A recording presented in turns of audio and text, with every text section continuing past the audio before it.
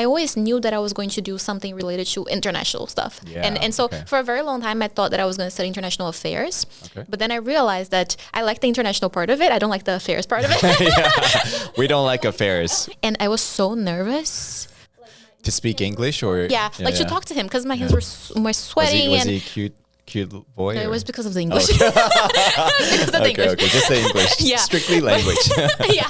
Okay. Professional. Yeah. Keep it professional.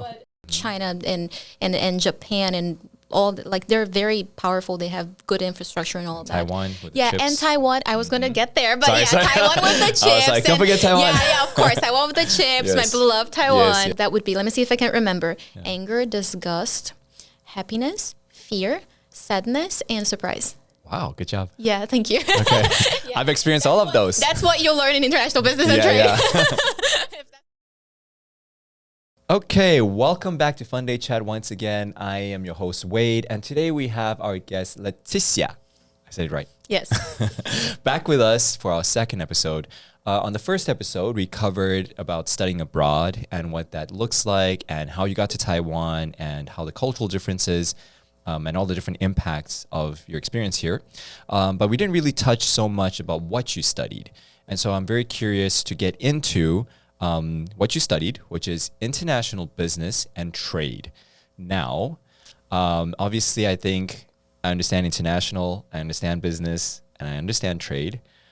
Putting them together, I don't know what they exactly mean. So can you maybe share with our audience what is international business and trade?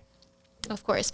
Okay, so international business and trade is a segment that comes from business. And so you can think of our major as like a more specific version of business. And so when you study business, it's important for you to take subjects like, for example, economics and accounting and management and all of that. When we study international business and trade, we share a lot of that curriculum. So we also take these like math-related subjects. But on top of that, we also add cultural aspects. And so we have many subjects that teach you about if you want to do business with people from other countries, what are the things that you need to know? What are the things that you should pay attention to? Yeah. And so, for example, last semester I had a subject that I felt it was so interesting, which was etiquette, international etiquette. And that's so cool. Yeah, learning that's so about cool. all the different Yes. Because normally when we think about etiquette, we think about the British thing, right? Like the all of the like tables, table manners and all of that. But the thing is that there are a lot of variations, and especially in Asia, sometimes what you think that is correct is not necessarily correct, and some things are actually the opposite as well. And so it's very important for us to understand the cultural background there. Can you share one thing that you just learned from that class that you thought was most shocking to you? I wouldn't say shocking to me, but I think when it comes to gift giving, that's something that people get it wrong all the time, and people find it very shocking. How so? Because here in Taiwan, you can't really give like shoes to people, or you can't give clocks or umbrellas. Yes. There are so many things that you cannot give to people. Right. And then, but from my perspective, I don't see the connection between an umbrella and a bad thing. I don't see the connection between shoes and a bad thing. And so we need to study about that. Yeah. And also, I think here in Taiwan, these examples come to our mind. But for example, in Brazil, you can't really give like pins to people. Like those emblem? That thing that you put. I don't know the word for it, but that's really bad. You cannot give that. Why not? Because it sounds like something sexual. It sounds like something sexual? Yeah, it sounds like something sexual. The name of the thing sounds like something sexual. Interesting. Yeah. So even if it's but you wouldn't know that, even if right? it's like a Christmas decoration. Regardless of what it is. Really? Yeah. Wow. It could be a pink blow. Yeah. And you're like... No, you cannot give that. And so, and these things are not straightforward, right? And so I think that a lot of times we underestimate the power of the influence of these big things on these small things and big things, like for example, business. So it's very important for us to not only understand the basic part of it, which comes from business, that structure comes from business, but also all of the other things that you also have to pay attention. And this is what I study. And I'm very passionate about it. Yeah, I can tell. But that's very cool because, you know what, I love different cultures. I love interacting with different people and just like learning from different people's backgrounds. And so these kind of things are perfect because I think anytime you are aware of these small little details and the other person takes notice of that, you build that connection, Definitely. right? And so in some ways, in the last episode, we talked about that quote where, if you speak, the common language, let's say English, you're speaking to their head, but if you speak their language, you're speaking to the heart. I think even in these like small etiquettes, in the small ways of understanding their culture, like maybe, in the Philippines, when they're giving direction, they use like, did you know that? I didn't know that. They use like Really? their lips, yeah, to kind of like, and so like, when you sort of like understand, they're like not making a weird face at you. You're like, that makes so much sense. And I think people connect and they can feel like seen. They feel seen, right? Definitely. And I think we Totally all want to agree. be seen in many ways. So that's great. Yeah, I want to take that course. Well, international business and trade is what you studied. Were you always passionate about this, like from a young age, or how did you decide to do this study? I think so, more or less, because ever since I was young, I was always fascinated by foreigner things. Okay. And foreigners in general. Like I was always so curious about people from other countries. Like why are they so different? I used to think that they were very different from me, but why are they so different from me? Like how do they think about things, and what are the things that they like to do, and how are we different, and all of that. And so, and also coming from a family with a business background, because my dad, he was an entrepreneur for many years. And so I think that I had a very big influence in my house from my dad. And besides that, I also always loved to learn languages. And so my mom and my dad, they sent me to like English cram school ever since I was very young. And so, and I really enjoyed that, and so I always knew that I was going to do something related to international stuff. And so for a very long time, I thought that I was going to study international affairs. But then I realized that I like the international part of it. I don't like the affairs part of it. We don't like affairs. We don't want affairs. But I used to think between being, I also thought about studying diplomacy, because I also like that part. But then I realized that not only the international part, I also very much like the business part of it. And so that's how I came to the conclusion of studying international business and trade. That makes sense. Makes a lot of sense. Now, you mentioned that obviously you grew up in Brazil. You left when you were 15. And we kind of touched on it a little bit, but like it was kind of like broken up. Like you went to US and then you came to Taiwan, then China, then Taiwan, then Brazil, like all over. But I'm curious about Brazil. Is it very diverse? Are there a lot of international people where you are? Like, where are you from? I'm from the countryside of the state of São Paulo. Okay. Because São Paulo, it's like, you can think of São Paulo as you think of New York. So we have New York, the state of New York. And then inside of the state of New York, we have the capital city, which is New York City, right? It's the exact same thing in São Paulo. And so we have the big state of São Paulo filled with different cities. It's big, small, medium. And you have the capital, which is São Paulo City, which is the famous one. Okay. I am not from the capital city. I am from a small city in that state, a countryside city called Cruzeiro, that has 80,000 people. So it's very, very small. It's like the size of, maybe even smaller than a district in Taipei, Really? right? Yeah, because I think Sanchong is bigger than that. Okay. Yeah. I don't know the Actually, it's population. smaller than Taidong. Wow. All right. So yeah, so it's a very small city. So is that a close-knit community, or like do you think like you guys know each other? Are you greeting everybody down the definitely. street? No, everybody knows each other. And gossip over there, yeah. my God, flourishes. No, like that's everybody funny. knows about each other. Yeah, because I'm also from a but small town, so I think there's pros and cons in everything. Definitely, yeah. But the pro, I love that we get to connect with everybody, right? It's like you go to Uncle Bob, let's say, to get milk, or like, but then at the same time, Uncle Bob is busy knows gossiping about your life. Like And gossiping you're about your life. Yeah. Like you're like, who's that girl that I saw you with? And you're like, come on, Uncle Bob. And Like, people always see you. Yeah, exactly. That's true. That is true. Yeah, Okay. there are some very funny things about this as well. Because, for example, in my city, we used to have a car that whenever somebody died, this car would like walk around saying, this person has died. And the funeral is going to be tomorrow at 8 p.m. in the location, blah, blah, blah, blah, blah. Just so the whole town will Everyone know it. knows. Because like Everyone will there's show a up. big chance of you knowing that person. Yeah. Because it's a very small community. And so, yeah. So then what was your first international experience? Would it be when you studied abroad? Well, that was a big international experience for me. But I think before that, I was very lucky because my family always had ties to Rotary, because I had this relative that she unfortunately passed away, but she was an aunt that I loved to death. And she has always been part of Rotary. She was one of the members of Rotary. Okay. And So wait, sorry, you mentioned Rotary even in our last episode, but can you just explain what organization is that? So Rotary is an international organization that they're present in the majority of the countries in the world, and they are divided in districts and also divided in clubs. And so each club is made of an amount of people, and these people normally they are influential people, and so not necessarily wealthy people, but like influential and diverse. And so, for example, we would have a bit of everything inside of a Rotary Club. We would have a dentist, we would have a teacher, we would have, and that's the beauty of it, because there's a bit of everything, right? And these group of people, because they're more influential and because they are there to do good. And so they have projects to help people. Okay. And so normally, like for example, if this club is from this particular city, they would like do like fundraisers and help people, or do like year-end parties to like raise money Get for together. charity, you know, like, yeah. So they have a lot of these kind of programs, and one of the programs that they have as well is this international exchange program, which is the one that I went to when I was younger. Yes. Okay. And so my aunt, she has been part of Rotary for a very long time, and so ever since I was young, me and her, we used to be very close, and she always she would bring me to these like Rotary parties and events, and I would like go around and you know, like talk to people, and sometimes we would have exchange students.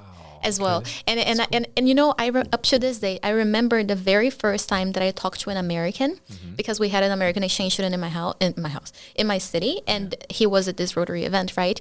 And I was so nervous. Like my hands were sweaty. Like to talk to him, because my hands were sweating. Was he a cute boy? No, it was because of the English. Okay, just say English. Yeah. Strictly language. Yeah. Okay. Professional. Yeah. Keep it professional. But yeah, and I was so nervous, and I couldn't talk to him, because like I tried to talk to him, but I couldn't really understand what he was saying, because my English wasn't good enough as it is today, and so I wasn't really able to communicate.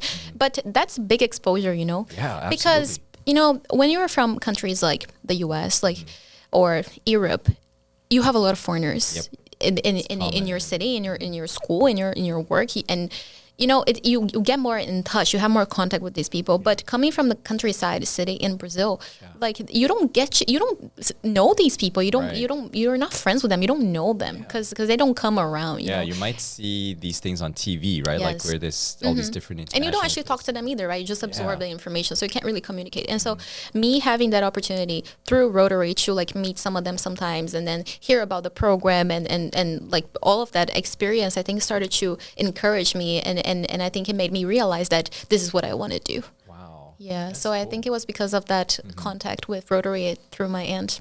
Wow. And then look at you now. Yes, look, I am now. I think she'd be proud of me. I think she would be. Yeah. And so now you've studied it's a 4-year program. It is. 4 years.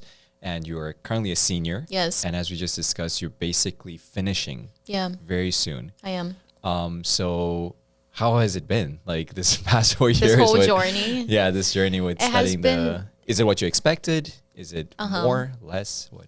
It has been amazing. I think I learned a lot. And I think that the college life, at least for me, was really based in segments. And so based in like certain periods of that journey. It was not like, I can't really tell you, okay, it was one thing. I can't use broken one up. Big word to like describe the whole thing, because I think it was very segmented. Like every single semester I was doing a different thing. I was working with different things, but I think that overall experience taught me so much, exactly due to the diversity of it.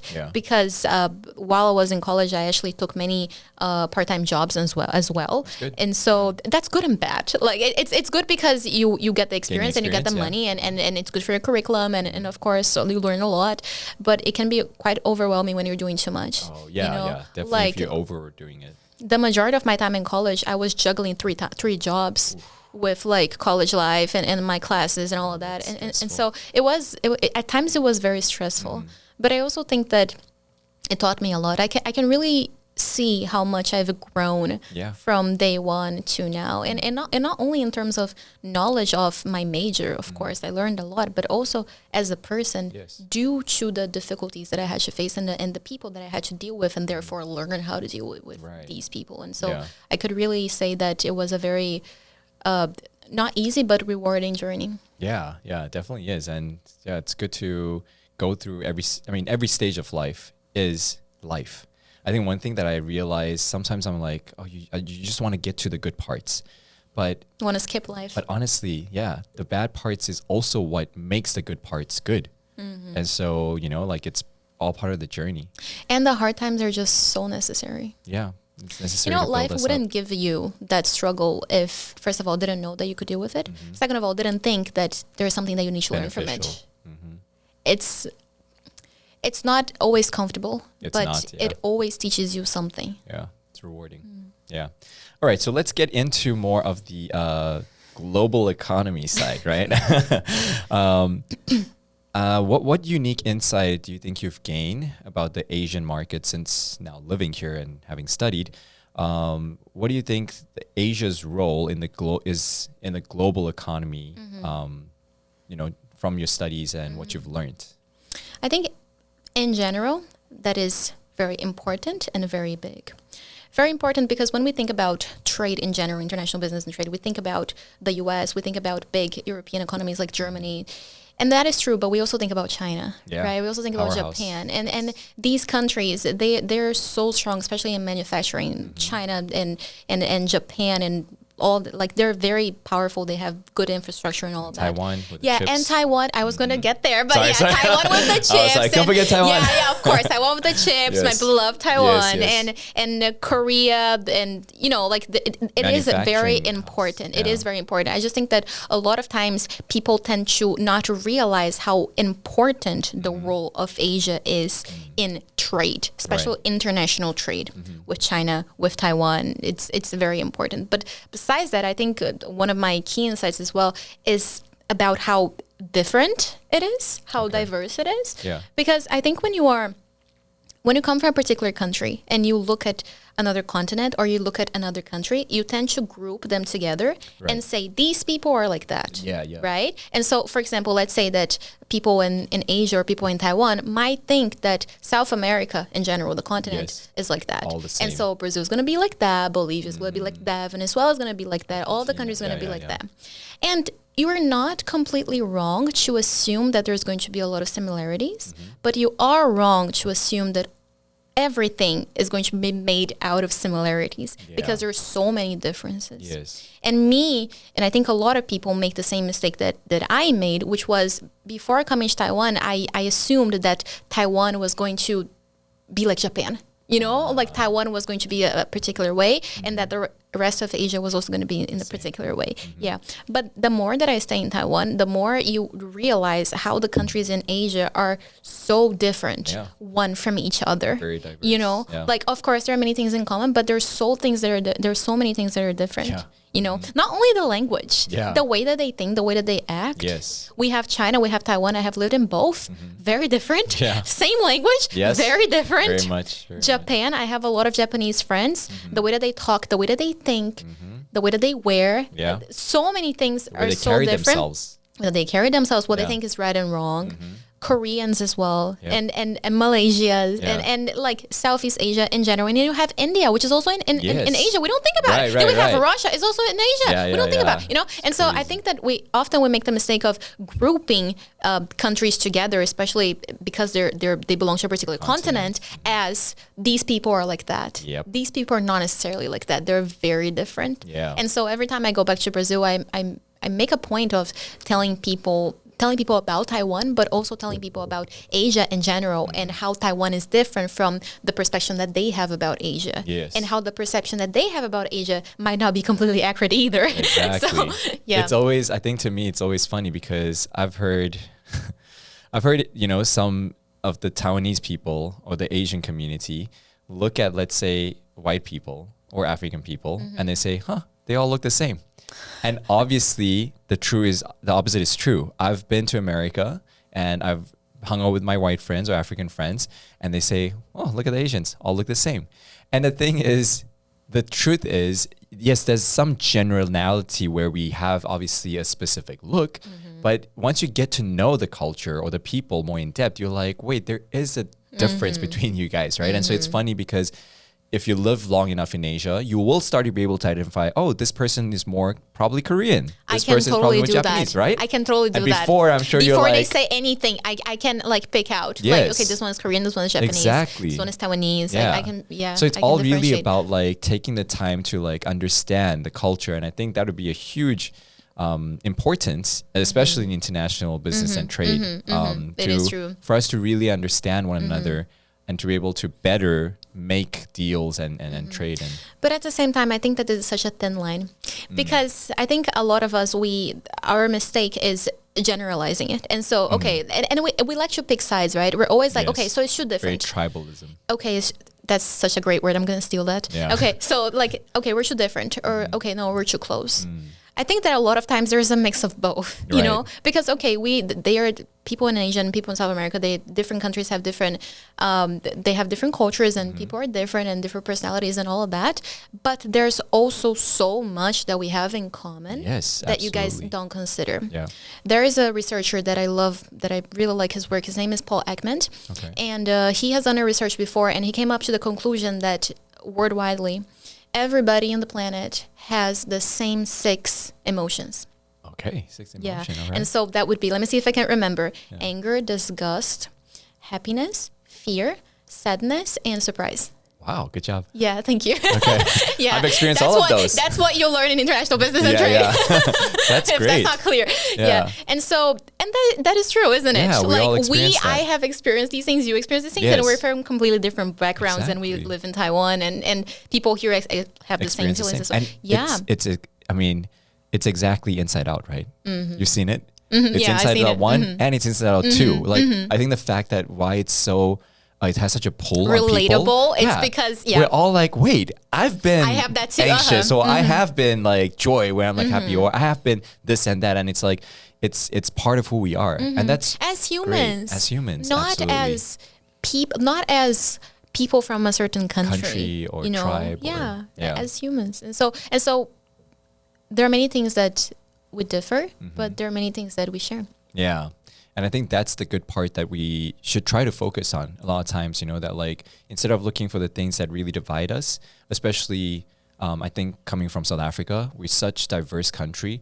We can very easily say, oh, I'm this ethnicity, or I'm from this part of the city, or I'm from that, and divide us. But instead, really, we should look at it as we are South Africans, or for any of us, we are global citizens. And I think that's why there's also a sense of when you're watching a movie and you see aliens come and invade the world, and all of a sudden all the countries are gathering their forces together to unite as a front to face a common enemy, right? I think we should try to attempt to have more of that spirit, you know, as opposed to being, it's like, no, it's your tribe versus my tribe. Like, it's us against whatever problem that is, or things that we're trying to... And not only that, I really like how you use the word ethnicity and not race, because this is actually a common mistake that people make. There are no races. There's only one race, the human race. Yeah. The different countries, we have different ethnicities. We don't have different races. And so this is something that we learn in biology class, that we actually mistaken the word race for ethnicity, but we should be using the word ethnicity because we're all humans and after all. Exactly. All right. So now I want to touch on, you know, the difference, because obviously coming from Brazil, right? And being in Taiwan, South America, Asia, already very far apart, but just in terms of culture, mindset, people, everything seems so different. So what can we learn, or particularly you, what have you learned from a Taiwanese culture that you think maybe people in Brazil can learn, and then vice versa? What have you brought from Brazil that you think Taiwanese people can learn? Okay, so another very interesting thing that we learn in my major, we learn about something called cultural dimensions. What does that mean? That means that within certain topics, we can measure that difference between different countries. So let me give you an example. Power disparity. In some countries like Korea or Japan or Taiwan as well, not as much as these two, but also Taiwan, there's a very big power disparity, right? Because your boss has like a much bigger position that you do. And so there's a very big hierarchy there. Now, in countries like a lot of European countries are like that, and Brazil is sometimes as well. Yeah, similar as well. And so that hierarchy is not as big. And so this is the same concept, right? But countries score differently. And so this is what we call a cultural dimension. There are several cultural dimensions that we study, but some of them are more important. Like, for example, this power distance is one of them. Another one that I want to bring up today is long-term versus short-term orientation. Okay. So what does that mean? Well, how much do you think about? Like, in terms of time, are you often thinking about the next 5, 10, or 20 years, or you're just thinking about tomorrow? Yes, you know, like right. just next week, just just finishing the day. Yeah. And so different countries, again, they score very differently. So countries in Asia, including Taiwan, they tend to have a much longer long-term orientation, meaning that they look into the future. They very much Planning into the for the future. future. They plan a Yeah, lot. That's why people in Asia invest so much.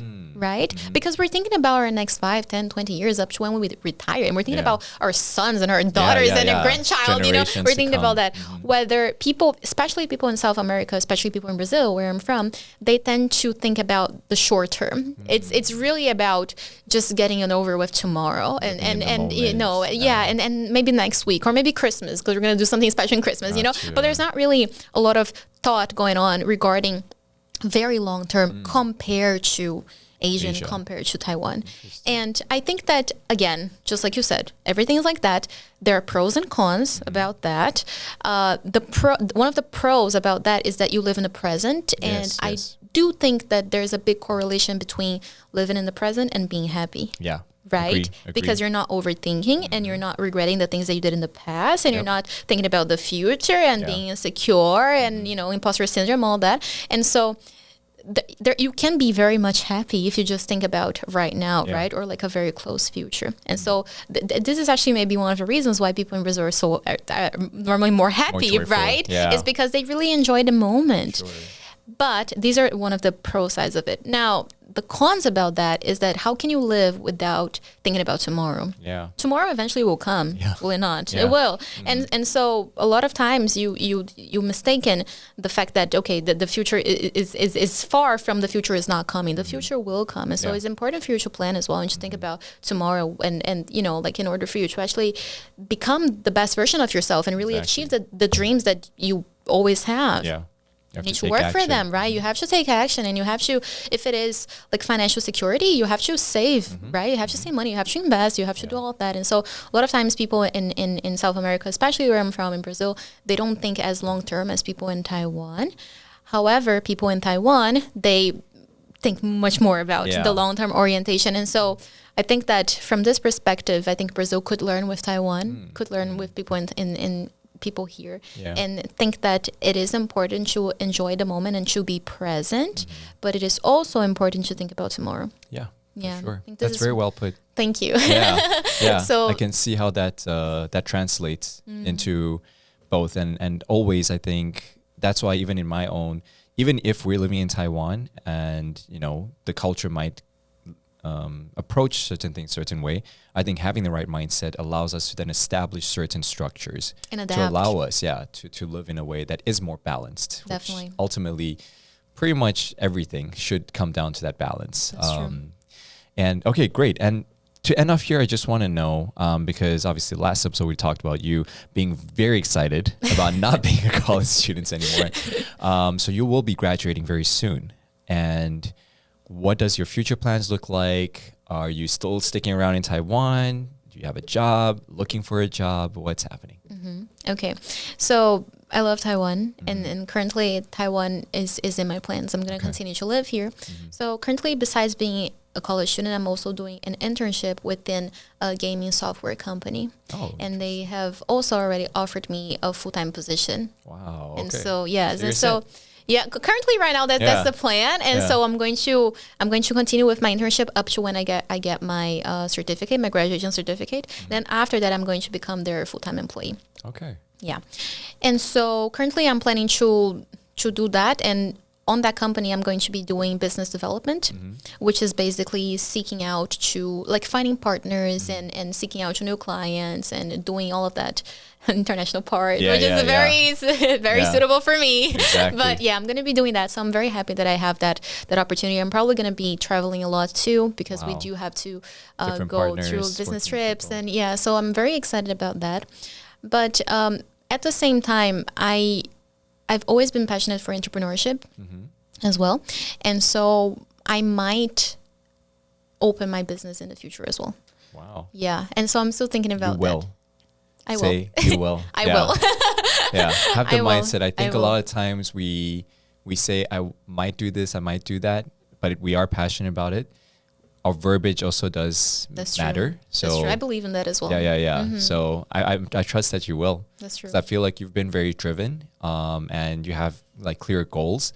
And so, yeah, I trust that you will do it. Thank you. Thank you. Yeah. I would feel very happy if I actually make that work. Yeah. You know? So do you have an idea of like I what have you wanna ideas do? and I'm actually working on it already. Wow, but it's great. just that like I think there's only so much that you can do, you know, because of course you can do your best and you can like work on it, but sometimes things really don't go your way, right? Sure. And sometimes things don't go your way because you didn't work enough. That is true, but also because maybe it was not supposed to be right now, or because there were other factors, or it's just, or this will happen, just not right now. Not now, you know. And so I'm currently working on it, but I don't know if I'm going to be able to actually carry that out as a profession. Gotcha. And so, yeah, but the project that I'm working on is about education, which is something that I'm so passionate about. Have always been, will always be. Yeah. And so with the long-term plan, do you see yourself in Asia, or do you see yourself going back home? I see in both places. Right. Yeah. So because, international, you'll be able to travel. And because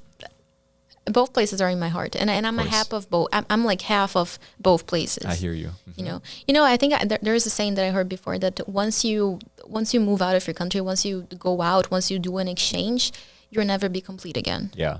And that is true. Yeah. It's really there's true. There's a bit of you everywhere. Yeah. And within the people. And there's that a bit meet. of everywhere within you. Yes. As well. Very much. And so I see myself in both places. Okay. Well, thank you so much for all the insights that you've you. shared with us. We really appreciate your thoughts and very excited for your next journey, because it's an exciting time. I remember when I finished off college and was getting ready to start to enter the real world, and it seems scary and you don't know what to really expect, but I think it's an exciting time.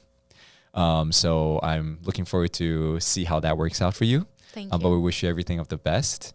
And yeah, hopefully today the viewers also had some insights and some things to take away.